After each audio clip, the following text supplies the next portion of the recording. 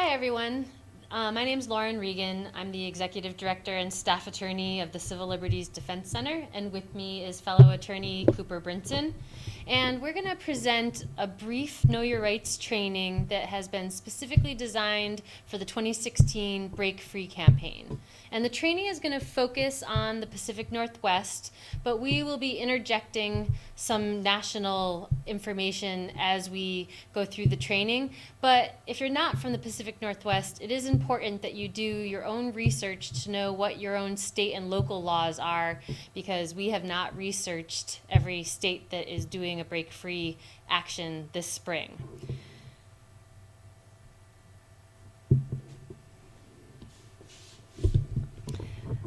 All right, so we're going to be showing a PowerPoint, and this PowerPoint is available on our website, which is cldc.org. You'll also find the script in case you yourself need to give this training to others. So this training is intended to help you know what is legal and what is not during the upcoming Break Free protests. If you have the Break Free legal primer, much of the same information that I'll be covering today is in that primer. So refer back to that as often as necessary. You're also welcome to reach out to the CLDC, and we'll do our best to answer your questions. Throughout the training, when we use the word cop, we are basically referring to anybody with a badge. That could mean Anacortes City Police, it could mean the Sheriff's Department, the State Police. It could also mean federal agents, including the FBI or Coast Guard. Many of these law enforcement officers may not be wearing uniforms or badges, but they are still cops for the purposes of this training.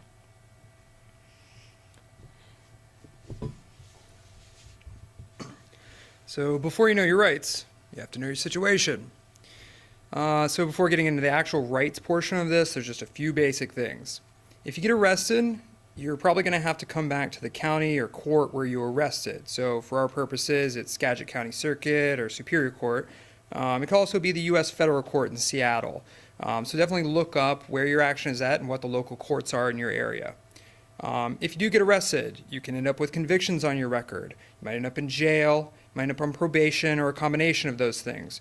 You might also have to pay a fine or restitution. A fine is just a penalty paid to the government.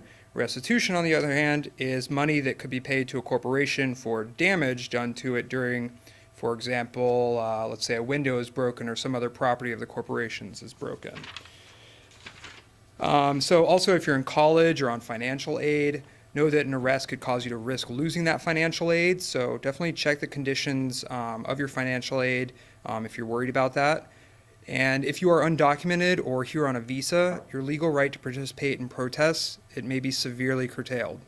So all of that, it's not meant to scare you. There's plenty of students, professionals, everyday folks, including those without citizenship, that are getting arrested in the name of stopping climate change all of the time. If you are charged, don't freak out if they throw the book at you. Activists are often charged with a bunch of crimes that they are never arraigned for or convicted of. So for example, recently in Maine, activists were charged with terrorist hoax for hanging a banner. The banner had glitter all over it, so I guess they thought that was some form of terrorism. So the thing to know about that action is that all of those charges for those protesters were dismissed. Now, if you're arrested, it's unclear at this time, at least in Anacortes, where you might be tried, and this applies elsewhere. It could be in federal court again, could be local circuit court, or municipal court. If you are arrested, though, at least in Anacortes, we don't think that it's likely that you're going to end up in Skagit County Jail, except for maybe processing. It's way too small to handle even 100 people getting arrested. Most likely, cops will either give you a citation and release you, or they will set you up in some alternative area to hold arrestees. An exception will likely be made if you are charged with a felony. In that case, you actually may end up in jail.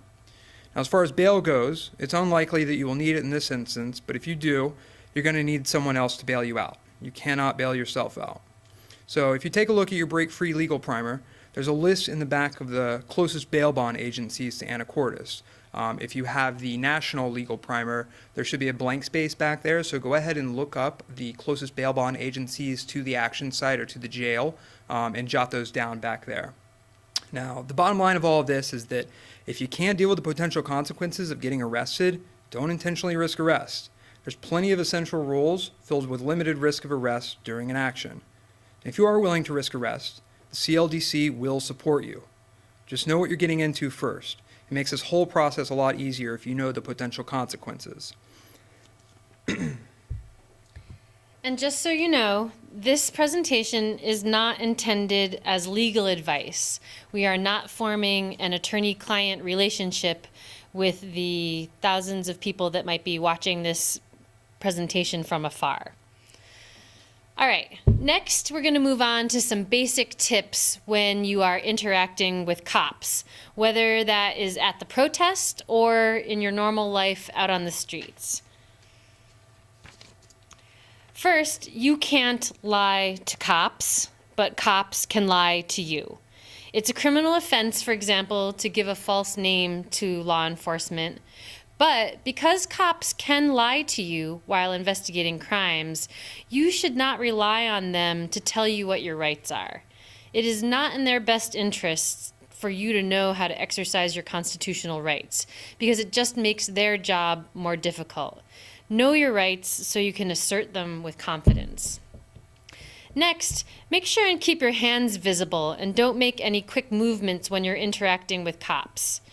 Often, those quick movements will give the police an excuse to escalate the amount of force used against you, and we've all seen enough headlines in the last year of the police mistaking cell phones, toy guns, and other objects for legitimate weapons. So if you're in your car, put your hands on the steering wheel. If you're out on the streets, don't shove them in the pockets of your hoodie. Just make sure that they are out and plainly visible. You never want to go anywhere with a cop unless they've placed you under arrest. Make sure you stay in well-lit areas and ideally where witnesses are present. You should also assume you are being recorded at all times, including inside a police vehicle and inside the jail. In fact, in Anacortes, there are surveillance cameras throughout the city and on the port. You can view a few of them on the City of Anacortes' website. If possible, record the police. It is absolutely legal to record cops in public. Note, though, that it is not legal to interfere with police business. So if you are the one actually being arrested, you are not going to be able to also work a camera and record the police. And especially if that camera is your phone, you don't want to have your phone open and accessible to the police while they are attempting to place you in custody. You always want to be civil but firm when you're asserting your rights. Do recognize that if you verbally or physically escalate a situation, the cops will use it as an excuse to use more physical force against you. So this training is based on the U.S. Constitution, unless we say otherwise. And all this means is the information you learn will apply in any state or U.S. territory that you may visit. So some states have specific laws that may create other restrictions, so do some research on some state law in advance of an action. There's 3 basic rights that you're going to learn about today. And these are fundamental rights protected by the Constitution, and they apply regardless of your age or whether or not you are a citizen. So we're going to go over your First, Fourth, and Fifth Amendment rights. But first, we're going to talk about your First Amendment right. And it is your right to free speech, association, and assembly. But this right is not absolute. The extent of your right here, the amount of freedom you have, is going to depend on where you are protesting and in part on what you're saying. The government can impose what are called time, place, and manner restrictions on the exercise of speech, but these restrictions must be reasonable. Now, your freedom is greatest in places known as traditional public forums. These are places like roads, sidewalks, town squares, national forests, parks, and areas where traditionally people have gathered to speak their mind. Now, we have a place in Eugene called, aptly, the Wayne Morris Free Speech Plaza. If you have a place like this in your area and you're presenting this, you may want to mention that. Now, we're not really going to talk about quasi-public forums and the break-free actions because we're not going to be dealing with them, so I'm going to skip over to private forums. A private forum is property owned by individuals or corporations. It's private property. So this can be parking lots, railroad tracks, and the area around railroad tracks. And just like other forms of private property, if the owner or person in charge asks you to leave, you have to leave. Now, if you don't leave, you could be arrested or cited for trespassing. And just so you know, normally you will be asked to leave before you face arrest. Do note, if your protest target is adjacent to a public roadway, there is often a public right-of-way or a strip of land that will be public property, considered a public forum for protection of speech purposes. Now, research will be required to know where the boundaries of this right-of-way are located. Also note that regardless of your understanding of public boundaries, if police order you to leave or be arrested, you will be arrested if you refuse to leave. You just might have a defense when it gets to court. So there are also some restrictions based on the content of your speech that are largely irrelevant for break-free purposes. If you do have additional questions about this, go to our website, find our email, shoot us an email, give us a call, or if we happen to be at the training, come talk to us after the training. All right. The Fourth Amendment is your right to privacy. Or, in other words, your right to be free from unreasonable searches and seizures. So before I talk specifically about your Fourth Amendment right, I should point out that no one should be bringing stuff to a protest that they don't want the cops to see or know about, including within your vehicle. This includes drugs, weapons, alcohol, your private journal, a lot of cash, anything the cops can use as an excuse to take you away from the action or use against you or the movement you are supporting. Under the Fourth Amendment, the cops cannot search you, your house, or your stuff unless certain things happen. Now, on this slide, you'll see that certain words are in red print. We call these words magic words because we really want you to memorize them. These phrases are the way that you actually invoke constitutional rights. And because when people deal with cops, they often get nervous or the adrenaline starts pumping, instead of having weird words come out of your mouth because you're nervous, if you memorize these phrases, it will make for a much better police report after the fact. So the first way that the cops can search your stuff is because you let them. And this is called consent. Consent is the most common way that the cops can get into your business. If the cops ask to search your stuff and you just stand there silently, in lawyer land, that means that you have just consented to the search.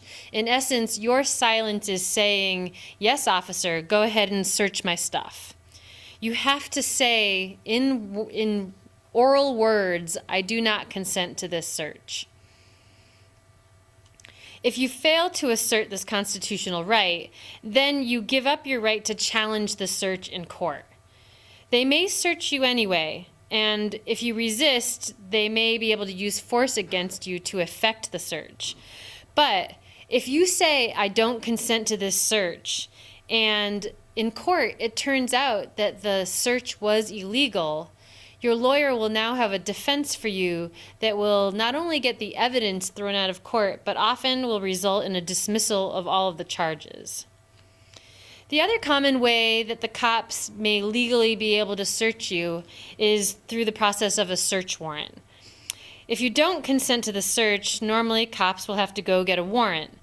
The warrant is a piece of paper that has the date, the time, the address, along with a list of where they're allowed to search. And you have the right to inspect this. You want to make sure that while you're inspecting a warrant, that your hands are visible. Don't be stuffing them in your hoodie. Just put them down at your sides. Even with a warrant, you still want to say, "I don't consent to the search." If the warrant ends up being defective in some way, then that can also be a defense once it gets to court. Now, if there is a mistake in the warrant, you don't necessarily want to point that out to the cops. Cops can get on their cell phones, call up a judge, and ask for what's called a telephonic warrant that would allow them to correct any mistakes. So instead of pointing it out to them, just make note of it, discuss it with your lawyer, and it may end up giving you some benefit in court. There are a lot of exceptions to the search warrant requirements, and there's no way that we're going to ask you to memorize all of them. But there are a couple that are commonly found within the activist milieu. The first one is exigent circumstances, which is also called the emergency exception. If the cops say there's some kind of emergency, they will often be able to search you and your stuff without a warrant. Of course, this is highly challengeable once it gets to court. Another very common search exception is the automobile exception. If you're stopped in your car, the cops are allowed to search within your wingspan for weapons. This means that anywhere you can reach with your hands while sitting in the front seat of the car, they'll be able to look for weapons. So, for instance, they're going to be able to look under the seats, in the console, but they would not be able to reach back into the trunk of the car to search because that's beyond your wingspan. Instead, they will need a warrant if they want to search the trunk of your car. All right, don't forget, even if you think the search is legal or illegal, say those magic words, "I don't consent to this search." All right, so the next right we're going to talk about is your Fifth Amendment right to remain silent. Why is your right to remain silent important? Well, because when you talk to the cops, and we've all heard this in the movies, anything you say can and will be held against you. Will be held against you. And not just you, it can also be used against your friends and people you care about. So it's better just to not say anything. You don't want to end up snitching on yourself, your comrades, or the movement in general. Now, you never, ever have to answer any question put to you by anyone unless it is a judge asking you a question in a courtroom. Cop on a street, don't have to answer questions. Okay? Anybody walking up down the street, you have the right to walk away and not answer any questions. Now, if you're in that courtroom and the judge asks you a question, orders you to answer the question, and you don't answer, you can be held in what's called contempt of court. And basically this means they're going to keep you in jail until you decide you want to answer, or they think that you are never ever going to answer. So taking the Fifth cannot be used against you to prove that you've committed a crime. It's a right. It's a constitutional right. Now, in order to invoke this right, you have to say some more magic words. So here we have, "I am exercising my Fifth Amendment right to remain silent." That's it. That's all you have to say. And you can actually be more simple about it. You could just say, "I'd like to be silent." Now, once you say those words, you've created a kind of bubble around yourself. And this bubble protects you and requires the cops to stop questioning you. And you're the only one that can pop that bubble, and you pop it by speaking to them. But you can always recreate the bubble by saying those words again. Now, if the cops continue to try and ask you questions or lie to you and tell you that you aren't allowed to be silent, ignore them. You are allowed to be silent. It's your constitutional right. Now, in the context of the break-free actions, there will be designated police liaisons. These are people who have been selected and trained to talk to the cops on behalf of their affinity group. So if a cop approaches you and begins to ask questions, even innocuous ones like, gee, isn't it fine weather we're having today?" Direct them to the police liaison. No one other than the police liaisons and authorized attorneys should be speaking with the cops. Well, why? Aside from organizational efficiency, it just looks really bad if you're getting chummy with the cops, and it may lead people to not trust you. Now, there's 3 basic levels of interaction with the cops. At each level, your rights change, so it's important to be able to identify what level you're at. In the following slides, try to remember as much as possible, especially the words in red. Being confronted by a cop can be stressful and confusing. If you commit a few basic things to memory, it will make things way, way easier. All right. The first level is mere conversation. Police have the same rights as anyone else to approach you and ask you questions. But just like any other stranger on the street, you don't have to answer them. At this level, the cops cannot search you, and you don't have to identify yourself or give your name at all. If they want to talk to someone, again, direct them to your group's designated police liaison. You are not being detained at this time, so you are free to walk away. I want you to think about 2 things at this level if you feel compelled to talk with police for some reason. And of course, we strongly advise that you do not answer any questions without a lawyer present. First, anything you say can and probably will be used against you or one of your friends. Second, cops normally have some type of recording device, and they will likely record you. Think about that, especially if you have a sarcastic sense of humor. The cops, the courts, and folks on a jury might not have a clue that you're being sarcastic. Unless you're a police liaison, you should simply just not talk to the cops. The magic words for level 1, to figure out whether you're at level 1, I should say, are to ask, am I being detained? This is a yes or no question. Am I being detained? If the cop says no, that means you are free to leave, and you should, in fact, walk away. Put some distance between you and the cop. If the cop says yes, you are being detained, then you know that you've moved on to level 2. So, am I being detained? Or another way to say it is, am I free to go? So if you're not free to go, what happens next? Well, now you're being detained. Now when the cop says you're being detained, ask him why. Remember what the cop says because it might be important later for your lawyer. In a mass action, note the cops may not tell you individually why you're being detained. Often in these kind of scenarios, a cop will get on a big bullhorn, tell everyone to leave or face arrest, and then move in and start making arrests. In that kind of situation, they likely are not going to answer you when you ask why you're being detained, and obviously you're not free to walk away in a situation like this.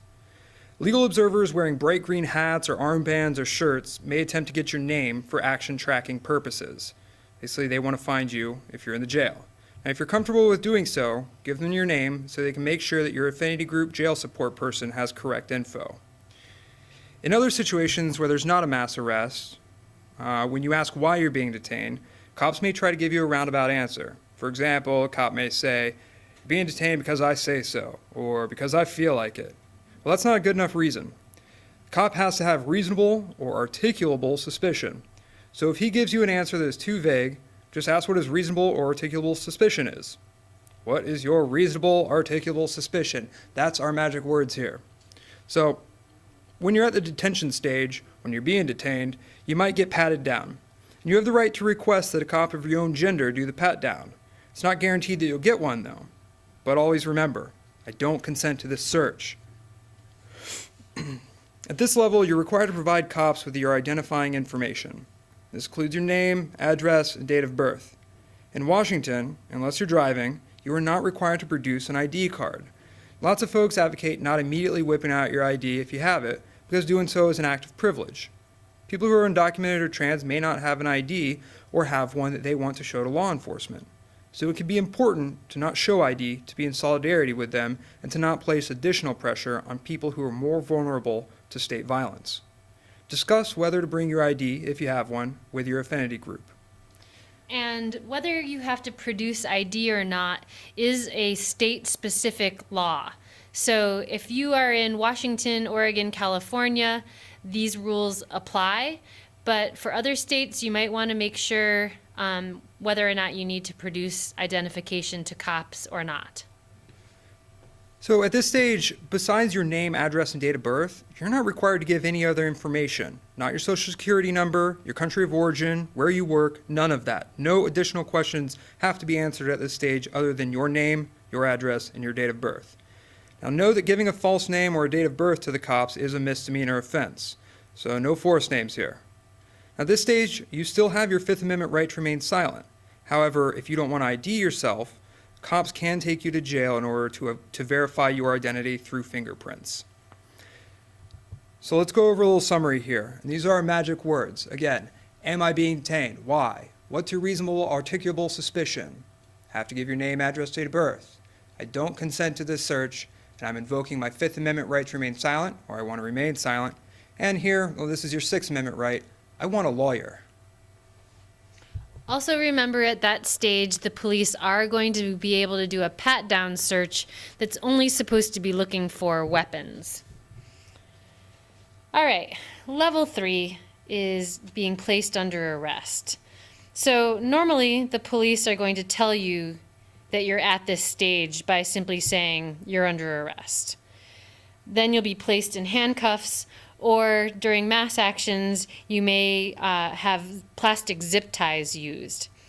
If you are planning on getting arrested, we advise people to attempt to place their hands together, and Cooper will demonstrate for us, like unfolded praying hands behind your back.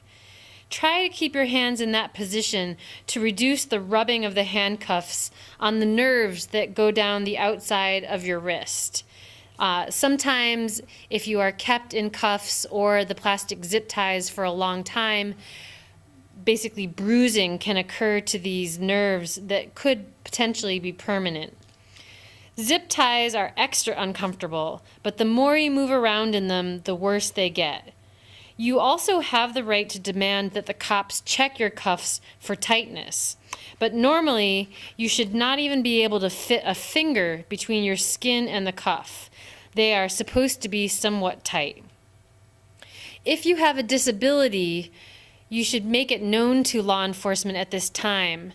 But even if both your shoulders are broken, they may still force your arms behind your back and cuff you behind, depending on departmental policy. When you're placed under arrest, you want to immediately invoke your Fifth Amendment right. You want to remain silent, and you want to ask for an attorney, even if you have jail support. By invoking those magic words, it creates an additional legal bubble around you that prevents the cops from questioning you and being able to use any of that information against you in court. Aside from your name, address, and date of birth, remain silent until you speak with an attorney. Remember, don't pop that Fifth Amendment bubble. And remember that everyone at the jail is working for the cops, whether they are processing you, whether they're in the medical unit, they are all cops for the purposes of sharing information with each other. So don't tell one what you don't want the rest of them to know.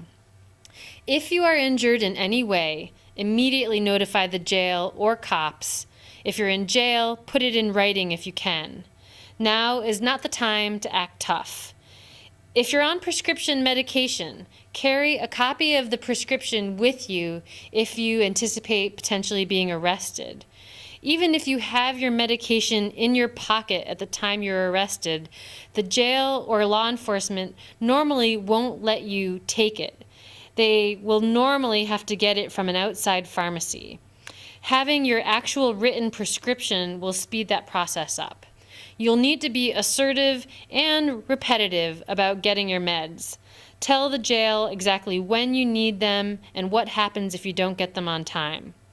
If you have critical medication, keep that in mind if you're thinking about getting arrested. There can be a major delay, particularly with regard to mass arrests. If you do end up in jail, the jailers are going to house you based on your current biological anatomy. Now, jails are changing slowly, but jails always have a duty to try and keep everyone safe. And trans people are sometimes placed in segregation in order to ensure their safety. All piercings must be removed if you are taken into jail custody. The CLDC has a special Know Your Rights brochure for people with transdermal piercings, and you may want to get a copy off our website and keep it in your pocket when you get arrested. Many jailers do not realize that you need a piercer to remove transdermal jewelry, and they may think that you are just refusing to remove it. And we've actually had a client that had her face ripped off by a pair of pliers and a jailer. When you're arrested, you don't want to speak to anyone but your attorney about your arrest. If you call your attorney, don't discuss the details over the phone. If you make phone calls at the jail, it is absolutely going to be recorded. You do not need to call jail support just to tell them you're in jail. Only call jail support if there's something wrong or you need a message to get out to the legal team. So at the jail, ask to be released on your own recognizance without posting bail. Released on your own recognizance basically just means that when they let you go, you promise to come back for your next court date. In order to be eligible for this kind of release, you may have to sign a release agreement. Sign it. If the conditions for release are ridiculous, take it to a lawyer. Other than the release agreement, though, don't sign anything. So while we don't expect it, if you have to deal with bail bondsmen, they will charge you a fee. If you have to post bail to get out, usually you're only going to have to put up a small portion of that bail. Please note, though, that the government will keep a portion of that bail for the lovely service of arresting you. And again, you cannot bail yourself out. Someone has to do it for you. In your own affinity group, discuss how you want to deal with this situation if it comes up. If you are currently on probation or parole, or have failed to appear for a past court date, or you're not a U.S. citizen, there can be additional challenges to getting you out of jail. Please come talk to us or email us if you're in that situation. If you are in one of those categories, you need to think about whether you want to risk arrest. Now, the process of getting released from jail is also very specific to the jail and the location that your action is taking place. The information we provided regarding bail bondsmen is specific to Skagit County and the Anacortes area. Every jail can have a different procedure on how to get people out of custody. Make sure you research that and check in with local lawyers to learn the practices where you are located. All right. If you are under 18, you have the same exact rights as adults. However, if you are actually physically arrested, you may be taken to a separate jail facility or youth detention center. Normally, your parent or guardian must physically retrieve you from jail upon your release. You can't be released on your own recognizance. This can be avoided by having a parent sign a consent agreement, sort of like a permission slip, that can allow another adult who will be with you at the action to come pick you up from jail with that signed authorization in hand. If anybody needs more information about any other special rights or responsibilities for teen activists, please feel free to contact us. So your first court appearance is called an arraignment. Normally, you're going to be arraigned shortly after your arrest. In Washington, you must be arraigned within 72 hours of arrest. Here, it's usually you're going to be arraigned the first business day after your arrest. And definitely check on the local procedures in your area if you are outside of Washington. Usually it's going to be 24, 48, or 72 hours, next business day, some sort of policy like that. When you are arraigned, always plead not guilty. You can change a not guilty plea later. You cannot, however, change a guilty plea. Once you plead guilty, you waive a bunch of your rights, and you're essentially throwing yourself at the mercy of the court. It's not a good spot to be in. Again, I want to stress that given the amount of folks that have indicated a willingness to be arrested, it's our understanding that the cops will likely cite and release for misdemeanors, meaning cops are going to take you off site, give you a citation, and let you walk away without physically going to jail. If that occurs, you won't have to deal with a bunch of these jail procedures. Felonies, though, again, jail's likely. U.S. Coast Guard citations normally do not involve custody in jail, just so you know. All right. So the break-free actions are designed to challenge the fossil fuel industry, as probably everyone who's listening to this presentation understands. Many of these actions are at locations that are designated by the government to contain, quote, critical energy infrastructure, quote. Disrupting or damaging things at these places can mean that you'll face some rather unique charges as well as possible sentencing enhancements if convicted. For example, during the Shell No port protests, the Coast Guard took jurisdiction and there was a civil penalty process in the military tribunal. CLDC is handling those cases, and so far 2 of them have been dismissed and 3 more are pending. Other folks have targeted railroads and were subject to additional charges because, although it may not be obvious, railroads are energy infrastructure. And it's not just the tracks that fall under that designation, but also 30, 40, or even 50 feet away from the tracks can be deemed energy infrastructure for the purposes of certain state and federal statutes. Please refer to your break-free legal primer for more details on these interesting charges. We also have another primer online that specifically deals with critical energy infrastructure. Now, it's important to note that despite many onerous sounding crimes and penalties, things that sound very scary to activists when lawyers are talking to them about them. There have been very few instances where climate activists have been hammered upon conviction.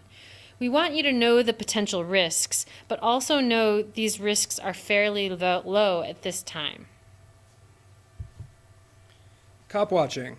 Everybody can be a cop watcher and assist legal observers in obtaining video or photographic evidence of police misconduct or other instances of interest. If you capture something you think is important for the legal team to have, upload your images to a website that your organizers have already provided.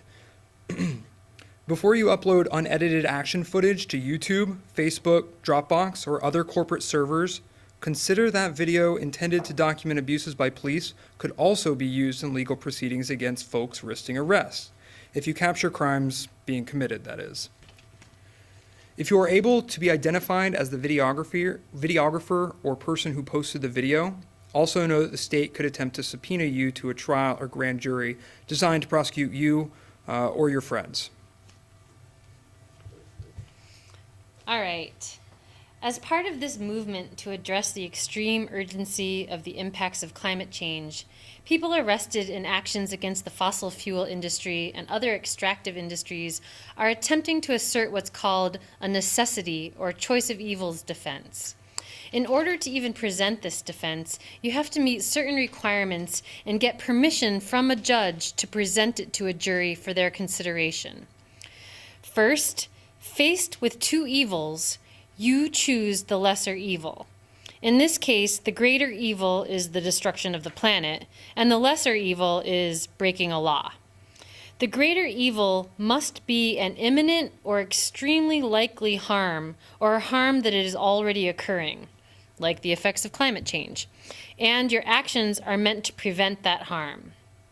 Next, you have to show that there is a direct relationship between your conduct and preventing this greater harm. And finally, you have to establish that you had no other legal alternative. It's a useful defense for activists to assert.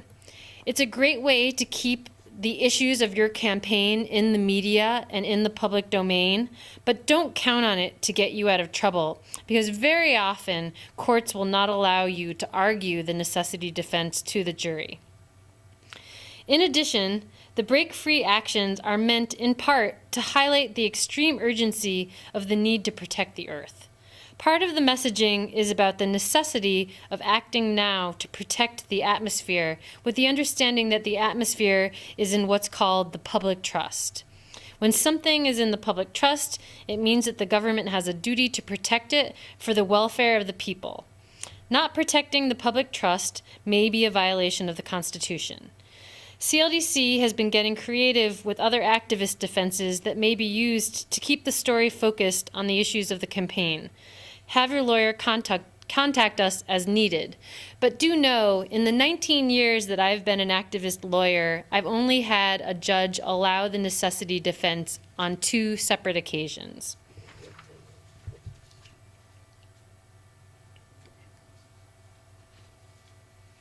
And that's just to say that it's extremely rare that the judge will even allow the jury to hear this defense. So far, only a small handful of cases have even been allowed to present the defense. And even then, no cases have been won because of it.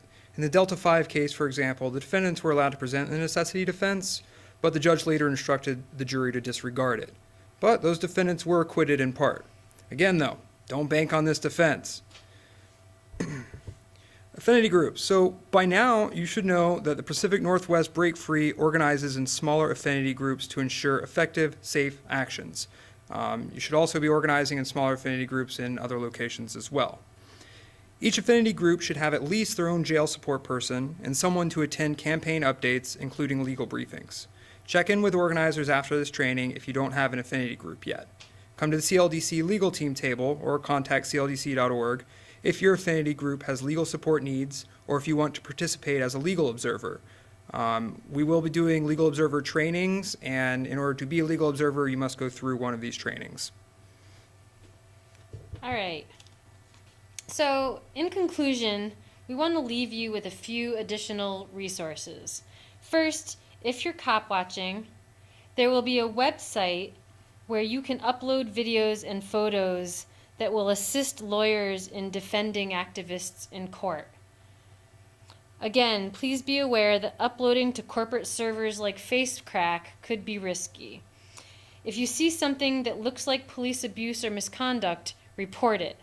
The CLDC will be assisting in organizing attorney representation and involvement. If you have a legal problem, please contact us and we'll do our best to help you out.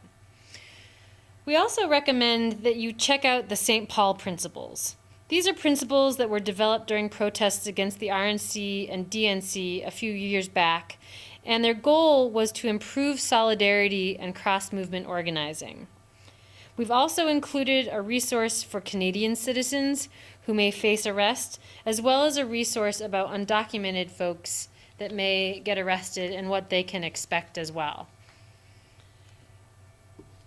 So in conclusion, contact us if you have any questions. Be safe and have fun.